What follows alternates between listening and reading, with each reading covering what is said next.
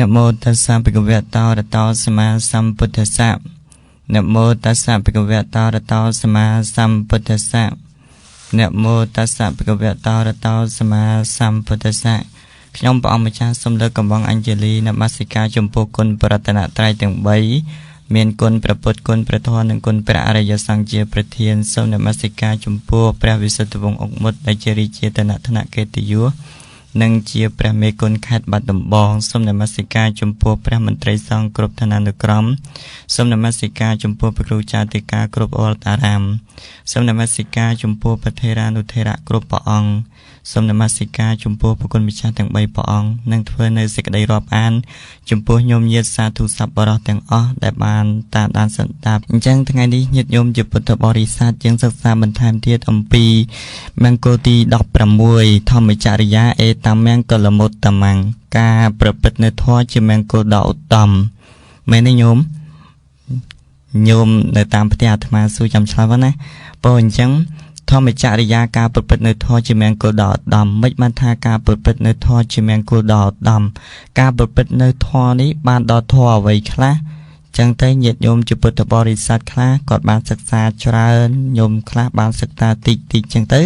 ថ្ងៃនេះឲ្យយល់ញោមណាគឺការប្រព្រឹត្តនៅកុសលកម្មបទ10ពោកុសលកម្មបទ10នៅក្នុងទីនេះមានការប្រព្រឹត្តល្អដោយកាយគឺកុសលកម្មបទ10គឺប្រព្រឹត្តល្អដោយកាយមាន3ប្រព្រឹត្តល្អដោយវាចាមាន4និងប្រព្រឹត្តល្អដោយចិត្តនឹងមាន3សរុបទាំងអស់នឹងគឺ10ពំការប្រព្រឹត្តនៅធម៌ដែលញាតិញោមជាពុទ្ធបរិស័ទបានបដិបត្តិកាន់យកនៅកុសលកម្មបទទាំង10ដែលញាតិញោមជាពុទ្ធបរិស័ទទាំងអស់គ្នាទៅវត្តទៅវាយអញ្ចឹងទៅយើងវិចារការសម្លាប់សត្វដោយកាយពំមិនប្រព្រឹត្តនៅបាណាតិបាតដោយកាយពំញាតិញោមជាពុទ្ធបរិស័ទដែលញាតិញោមជាពុទ្ធបរិស័ទបានប្រព្រឹត្តនៅធម៌នៅក្នុងទីនេះយើងបានឲ្យអភ័យដល់សពសត្វទាំងឡាយទាំងពួងសមាទានយកនៅកុសលកម្មបទ10ក្នុងដាក់ក្នុងខណ្ឌសន្តានរបស់ញាតិញោមអញ្ចឹងទៅយើងវិចារអាក្រក់ដោយកាយមានការសម្លាប់សត្វប្រព្រឹត្តខុសក្នុងកាមនិងការលួចទ្រព្យសម្បត្តិអ្នកដទៃជាដើមកាលណាដែលយើងវិចារនៅការប្រព្រឹត្តអាក្រក់3យ៉ាងនេះឈ្មោះថាយើងបានល្អដោយកាយហើយព្រោះដោយកាយយើងបានស្អាតហើយមិនមែនញាតិញោមជាពុទ្ធបរិស័ទទៅវត្តស្ដាប់លោកសំដែងពធអញ្ចឹងទៅយើងថាំងការសម្លាប់សត្វគឺនៅវត្តអត់សម្លាប់ទេប៉ុន្តែមកផ្ទះវិញសម្លាប់ក៏មិនមែនដែរគឺយើងសមាទានការយកនៅនិច្ចសិលគឺការសមាទានយកនៅការវិចារការសម្លាប់សត្វនឹងគ្រប់ពេលវេលាទាំងអស់គ្រប់ពេលវេលាទាំងអស់មានការវិចារការសម្លាប់សត្វដោយទ្របគេប្រព្រឹត្តខុសក្នុងការមួយនឹងហើយប្រព្រឹត្តល្អដោយវិចារមាន4យ៉ាងទី1មិននិយាយកុហកទី2មិននិយាយញុះញង់ទី3មិននិយាយចាក់ដោតទី4មិននិយាយពាក្យរយរាយឥតប្រយោជន៍ការមិននិយាយកុហកនេះញាតិញោមជាពុទ្ធបរិស័ទក៏ជាមង្គលដែរព្រោះការមិននិយាយកុហកនៅក្នុងទីនេះដែលញាតិញោមជាពុទ្ធបរិស័ទធ្លាប់បានស្ដាប់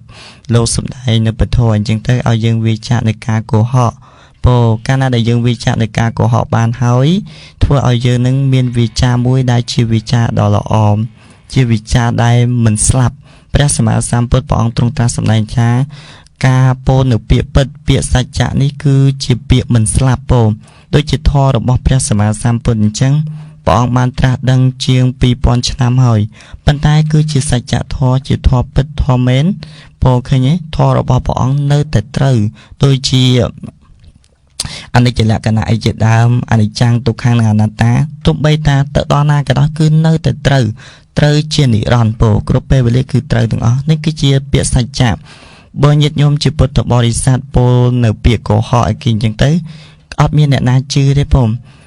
លមុនដំបូងកុហកគេមុនដំបូងគេជឿប៉ុន្តែក្រោយៗមកគឺគេមិនជឿទេអត់ជឿជាដាច់ខាតអញ្ចឹងបានព្រះសម្មាសម្ពុទ្ធឲ្យយើងវិចារចោលនៅពាក្យកុហកនេះទី2ពាក្យញុះញង់ឃើញគ្រួសារដតីអញ្ចឹងទៅសុខសប្បាយញាតិញោមជាពុទ្ធបរិស័ទយករឿងដតីទៅញុះញង់ឲ្យគេបែកបាក់គ្នាឬអីក៏យើងវិចារចោលទាំងឈ្មោះថាជាមង្គលតឧត្តមនៅក្នុងជីវិតដ៏ប្រសើររបស់យើងព្រមវិចារការនិយាយចាក់ដោតគេឃើញ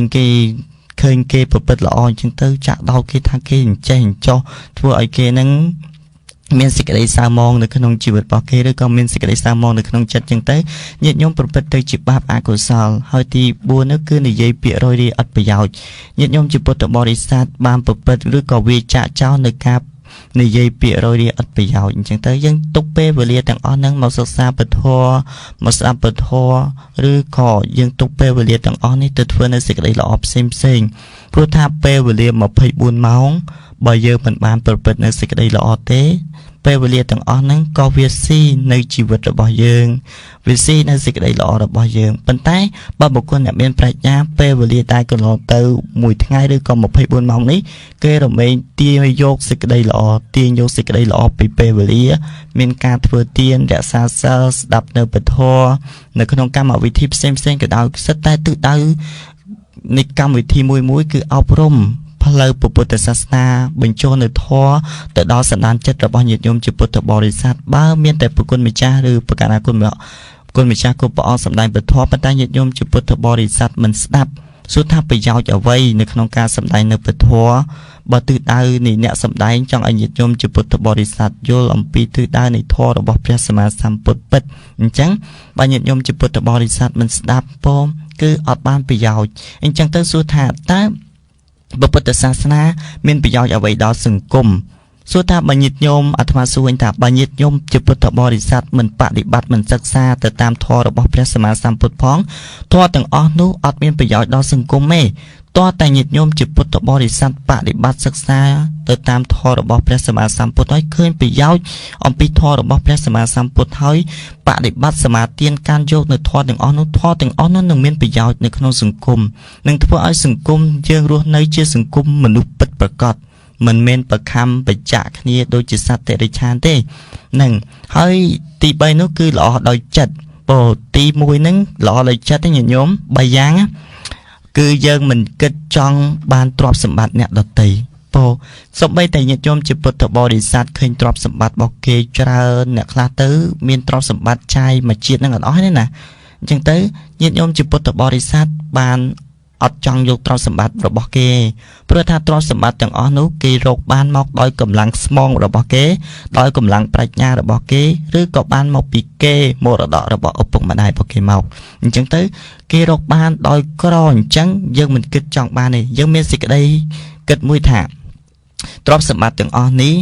កើតឡើងដោយសារបុណ្យដោយសារការព្យាយាមរបស់គេអញ្ចឹងធ្វើឲ្យចិត្តរបស់យើងរីករាយជាមួយអ្នកដទៃកាលណាដែលយើងរីករាយជាមួយអ្នកដទៃហើយជាក្រោយរមែងឲ្យយើងនឹងមានទ្រព្យសម្បត្តិច្រើនពោមមានទ្រព្យសម្បត្តិច្រើនហើយមួយទៀតនោះគឺមិនប្រទុះជាមួយអ្នកដទៃមិនចង់អាឃាតព្យាបាទមិនគិតចង់ឲ្យអ្នកដទៃវិនិច្ឆ័យផ្សេងអញ្ចឹងទៅដូចជាថាបើយើងឆ្លោះគេអញ្ចឹងហើយអ្នកខ្លះឆ្លោះគេហើយប្រកាន់បដ ாய் ចង់ឲ្យតអ្នកនឹងវិនិច្ឆ័យពេលឃើញគេវិនិច្ឆ័យដូចជាភ្លើងឆេះផ្ទះឬក៏ចោលលួចទ្រព្យសម្បត្តិអញ្ចឹងត្រេកអរជាមួយគេអញ្ចឹងទៅពេលខ្លះទៅយើងចង់ឲ្យគេវិនិច្ឆ័យប៉ុន្តែគេមិនវិនិច្ឆ័យអីគេចេះតែចម្រើនទៅធ្វើឲ្យចិត្តរបស់យើងក្តៅក្រហាយគ្រប់ពេលវេលាប៉ុន្តែបើញាតិញោមជាពុទ្ធបរិស័ទប្រព្រឹត្តតាមធម៌របស់ព្រះសម្មាសម្ពុទ្ធចង់ឲ្យតអ្នកនោះបាននៅសេចក្តីសុខមានមេត្តាចិត្តដល់គេរហូតពោមានមេត្តាចិត្តព្រោះថាសត្វដែលកើតមកនៅក្នុងលោកសន្និវាសនេះតែងប្រព្រឹត្តទៅតាមកម្មរបស់គេអញ្ចឹងទៅយើងឃើញថាយើងកើតមករួមចាស់រួមឈឺនិងរួមស្លាប់អញ្ចឹងយើងមានមេត្តាចិត្តដល់គេហើយមួយទៀតនោះគឺមានសមាទិដ្ឋិគឺការយល់ឃើញត្រូវពិតត្រង់ទៅតាមធម៌របស់ព្រះសម្មាសម្ពុទ្ធពោយើងយល់ថាធ្វើទានប្រកាសជាបានផលមែនពោធ្វើទានប្រកាសជាបានផលនៅក្នុងជាតិណារមែងមានទ្រព្យសម្បត្តិការឲ្យនៅសេចក្តីសុខដល់អ្នកដទៃរមែងបាននៅសេចក្តីសុខមកឲ្យខ្លួនវិញសូម្បីតែបច្ចុប្បន្នជាតិក៏ដោយនៅពេលបច្ចុប្បន្ននេះបើយើងឲ្យសេចក្តីសុខដល់គេហើយគេរមែងឲ្យនៅសេចក្តីសុខនោះមកយើងវិញព្រោះអញ្ចឹងយើងយកឃើញធម៌ទាំងអស់នោះឯងទៅតាមសមាទិដ្ឋិគឺការយកឃើញដោយចិត្តដែលយើងបានសិក្សានិងបានស្ដាប់អំពីលោកអ្នកប្រាជ្ញបានស្ដាប់អានេះហើយយកមកត្រេះរិះដោយយោនិសោមនសិការៈរមែងកើតនៅផលប្រយោជន៍ហើយការដែលញាតិញោមជាពុទ្ធបរិស័ទប្រព្រឹត្តនៅធម៌ដែលជាមង្គលដល់ឧត្តមនេះព្រោះថាយើងឃើញថាធម៌ទាំងអស់នេះវារមែងនាំមកនៅសេចក្តីសុខនិងរមែងឲ្យបុគ្គលអ្នកប្រព្រឹត្តនៅធម៌នោះបានទៅកាន់នៅសុគតិសួគ៌ទេវលោកនៅក្នុងប្រសូតមួយព្រះអង្គសម្ដែងអំពីការប្រព្រឹត្តនៅធម៌នេះព្រះអង្គសម្ដែងថាការប្រព្រឹត្តនៅធម៌ បើបុគ្គលប្រព្រឹត្តនៅធម៌រមែងធម៌ហ្នឹងរមែងឲ្យអានិសង្សដល់បុគ្គលនោះគឺមិនទៅកាន់នៅទុក្ខតិឡើយការប្រព្រឹត្តនៅធម៌រមែងនាំបុគ្គលនោះទៅកាន់សុគតិប្រៀបបានដូចជាញោមជាពុទ្ធបរិស័ទមានឆាត់អញ្ចឹងបើញាតិញោមជាពុទ្ធបរិស័ទមិនយកឆាត់ហ្នឹងទៅទទួលទេមិនមែនជាទោសរបស់ឆាត់ទេជាទោសរបស់ញាតិញោមជាពុទ្ធបរិស័ទឧទាហរណ៍ថាបើញាតិញោមជាពុទ្ធបរិស័ទស្រេកនៅទឹកហើយទឹកហ្នឹងនៅគៀនញាតិញោមទេប៉ុន្តែបើញាតិញោមជាពុទ្ធបរិស័ទមិនទៅបរិភោគនៅទឹកហ្នឹងទេទឹកហ្នឹងក៏មិនអាចញ៉ាំងឲ្យញាតិញោមជាពុទ្ធបរិស័ទឆ្អែតបានដែរអញ្ចឹងយ៉ាងណាមិញធម៌របស់ព្រះសម្មាសម្ពុទ្ធក៏ដូចគ្នាបើញាតិញោមជាពុទ្ធបរិស័ទមិនប្រព្រឹត្តនៅធម៌ទេធម៌ហ្នឹងក៏មិនបាននាំសេចក្តីសុខឲ្យញាតិញោមជាពុទ្ធបរិស័ទដែរអញ្ចឹងការសម្ដែងមកប្រមាណប៉ុណ្ណេះខ្ញុំបកណាសូមអភ័យទោសដល់ព្រះប្រធានក្រៃលោអង្គខ្ញុំកណ្ណាភាពសម្ដែងទៅហើយមានការលើសលួសខ្វះខាតសូមព្រះប្រធានមេត្តាបំពេញដោយអនុគ្រោះផងសូមអនុមោទនា